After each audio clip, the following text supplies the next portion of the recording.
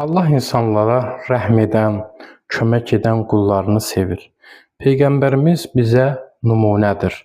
O həmişə zəiflərə, kimsəsizlərə, xəstələrə kömək edib, onlara rəhm göstərib. Quranın bir ayəsində buyrulur: "Mərhəmətli olun, sizə rəhm olunsun." İnsanın qəlbi nə qədər geniş olsa, o qədər xoşbəxt olar.